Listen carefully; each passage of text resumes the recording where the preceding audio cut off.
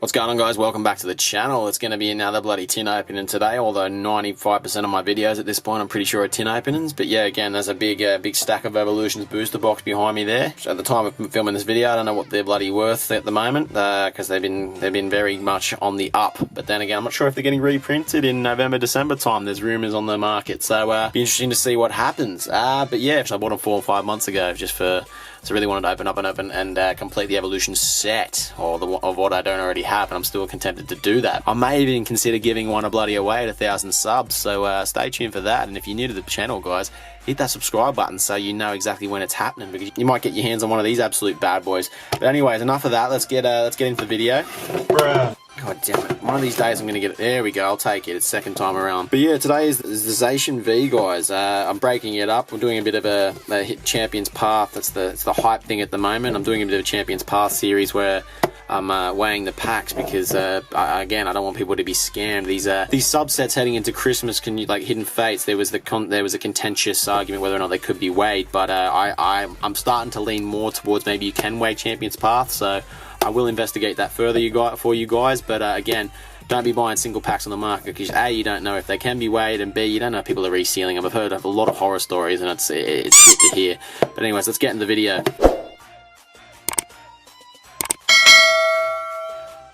Righto, first things first, we have the Zacian V promo card. I actually prefer the Zacian V bloody promo card that was in the last tin compared to this. A lot of people prefer this one because everyone wants a sword as opposed to a shield. But yeah, I think I actually prefer the artwork on the other one. But as a card, it's still pretty cool. I'm still getting used to the V cards. Big fan of the GX and even bigger fan of the EX before that. But yeah, let's crack on. Right, there's the bloody tin promo card for all you online TCG players. Good luck with that. Let me know in the comment section below if you get something decent. Right, pack-wise, we got Rebel Clash, Sword and Shield, Rebel Clash, and the hype set at the moment, the bloody XY Evolution. So let's just go in that order, shall we? Right, first things first, Rebel Clash. We did pretty well with it last week. Code card. Come on, first pack magic. 4 cards to the front. Steel Energy, a Nugget, which is a ball. That's a terrible card. Although it is a cool because it's stupid. But again, moving on. Skunk Tank. We have a Morpeko who's loving life in that water orb thing. We got a Squabbit. We got an Apple. We got a Depressing Time Pole. We got some garbage. We got a Helioptile. We got a Reverse Hollow Masquerain, and on the end we have a Hollow Hatton. That looks like the promo card for bloody the Champions Path. Looks like it's in Champions. Did they just copy the artwork, or is it just me, or do they all just look alike? That's a bit of first pack magic for us too, guys, but it's not a great start, but it's cool nonetheless. Sword and Shield base. I actually pulled this guy in the gold. I need to pull Zacian V in the gold. Code card. 1, 2, 3, 4 to the front. Right, Fighting Energy, Reboot, Lumberry, Aurora Energy, very cool artwork. Krabby, again, looks like someone took some acid before bloody creating that artwork. We got a Mincino, very cool artwork on that one. We got a Galarian Ponyta, we got some Cottony, we got a Score Bunny, we got a Wooloo, and on the end we have a bloody kettle, not a kettle, a bloody teapot with some ooze coming out of it. Wow, that's terrible, that's boring. Right, next pack, Rebel Clash again. Code card. 1, 2, 3, 4 to the front. Why are these cards sticking together?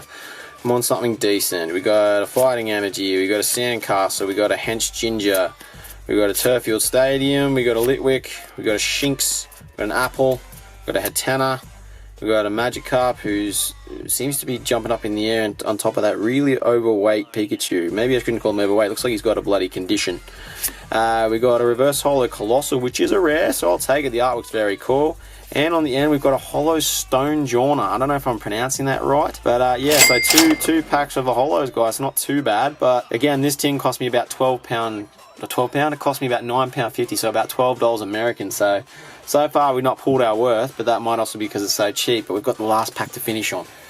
Bloody XY Evolutions. Hopefully we finish strong. We rarely do, especially with Evolutions. Come on, Charizard, though. Right, code card. I feel like I deserve a Charizard. 3 to the front because it's XY. We got a Revive. We got a Nidorino. We got a Devolution Spray. I actually need this in the base set, the original print, to finish off my base set collection. That and the Dragonair. We've got a Seal, we've got a Charmander, we've got a Diglett, you got a Drowsy, you got a Caterpie, got a Reverse Hollow Weedle, and we got a Farfetch.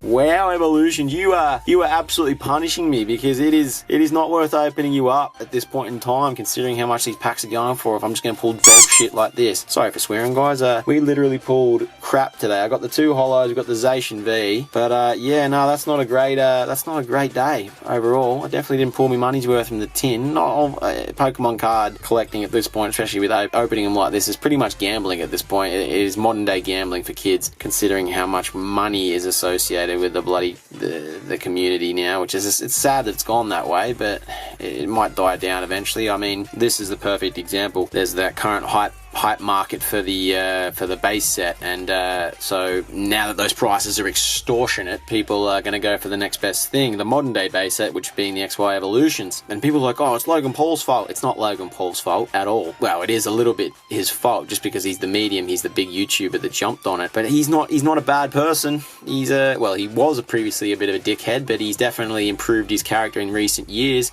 But yeah, people are blaming him for the hike price in the bloody in Pokemon cards these days. The market was heading that way anyway, guys, and the only reason people are pissed and blaming him is because they can't they can't rip people off. People have been doing it for years. I'm part of the UK Facebook Pokemon card community, or group, or whatever, or a couple of the groups. Most people's in there, sadly. There's some real good people in there, but sadly most people are in there just out for pure money, and they're saying, oh, it's Logan Paul's fault. No, the community was headed this way for a long time. They're just pissed that they can't, those that were ripping people off can't get a hold of stuff to rip people off more, because of the way the community's going in recent years. And it's going to stay like this, I think, until next year, because it's the 25th anniversary. But yeah, if it's not actually Logan Paul's fault. The guy's a fan of Pokemon. He's got a goddamn Squirtle tattooed. I believe a Charizard tattooed on himself now too. And yeah, but it was this collectible guru dude, if I believe, that managed to convince him to do it. So, and that guy's, from a business standpoint, that guy has made brilliant, because I know he owns like base set booster boxes, and because of the hike price, he's just, and the way he's approached that, he's done brilliantly by giving Logan the incentive. Well, he's hijacked Logan's love of Pokemon, and now he's probably got stock worth God knows how much. But again, I don't mind the influx of people into the Pokemon community. Don't get me wrong. I think it's quite good that more people are getting back into it. But even when the booster boxes were like 10-12 grand for first edition in some, who has a spare 10-12 grand anyway? So it's not like it's become purely unattainable. It's been fairly unobtainable for your average Joe for bloody years. Like, don't get me wrong, I think, what's the average bloody salary these days? I know in the UK it's about 25,000 to 26,000 pounds, so no one's just going to go and drop 90 or 90% of their annual salary on a goddamn booster box. It's not realistic, and I don't think they should have been back when it was 10k. I don't think they would have been doing that the same. So again, you can't be blaming one specific person for the way the community's going. It's been going that way for years, sadly. There's Pokemon card investment channels are now all the rave on bloody YouTube. So how is it Logan Paul's fault? There's literally people that have been doing this for God knows, at least a year or two, this big jump to Pokemon card investing. So it's sadly, it's always been going that way, guys. But I just don't want the bigger Pokemon card YouTubers, well, the investment YouTubers anyway, to manipulate the market, because they can. Because especially if they're purely focused on investment, they can hype a product and say, oh, this is going to be investable, but they might just own a bunch of that product, guys. So they could be doing this purely for their own gain. If you create the demand and you hold the supply, you can manipulate the prices, sadly. So don't fall into that trap, and be careful with these investment channels. I don't do it purely. I got back into Pokemon about 2-3 years ago just because I was watching Max Mofo Pokemon. I've always been a Max Mofo I've always been a Max Mofo fan.